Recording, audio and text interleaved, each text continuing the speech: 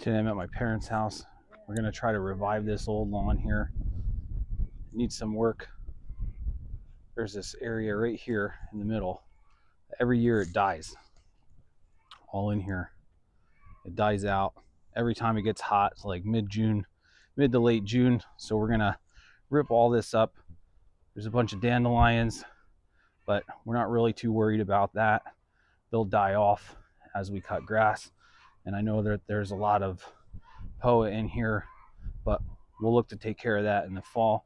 Right now, for today, we're going to tear this up with the Sunjoe Dethatcher, rake up all of the thatch material, and then we're going to change the blades on the Sunjoe and cut some grooves, especially down in this area here.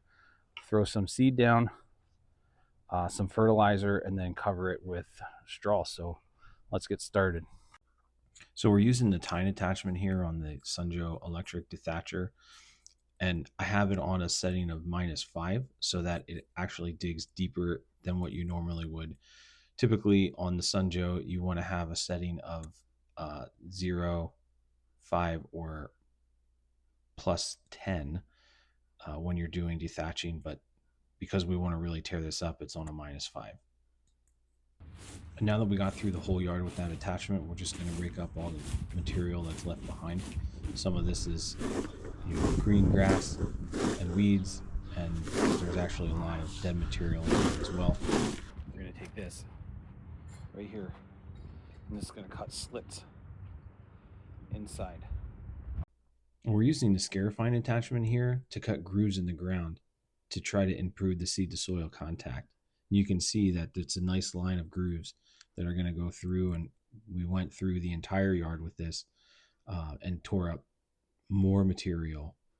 And we could have done this all at the same time, but I wanted to make sure that we really tore this yard up and did it the right way and didn't skip any steps. So we continued going through this and cutting grooves through the yard and digging up some more of the dead material, and then it was another round of raking to get all the material out of the yard so that we were just left with bare grass.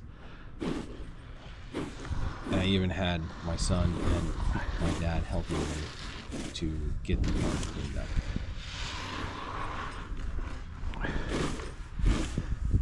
And I can tell you that this was a lot of hard work. Oh, this has got a Ziploc bag. Oh, this is... Shoot, I don't know if I'm recording. Am I recording? Is there a red dot? I don't know. Is there a red dot? Yes. Okay. There's a red dot that's flashing. The red dot's flashing. Okay. Ah, that's fancy.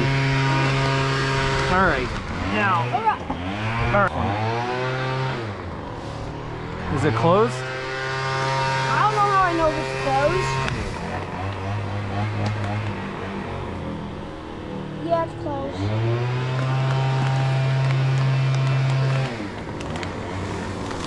I like this. I like this. Look. It's got like a Ziploc thing on top. It's got a Ziploc on top.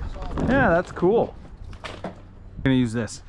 You have to go down and come back and make sure that, do a little overlap because it's dropping down inside, like inside these things.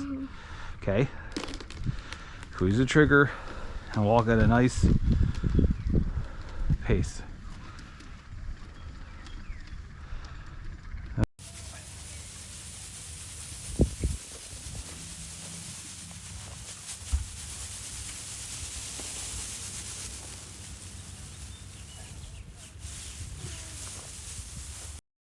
All right, we've got it all.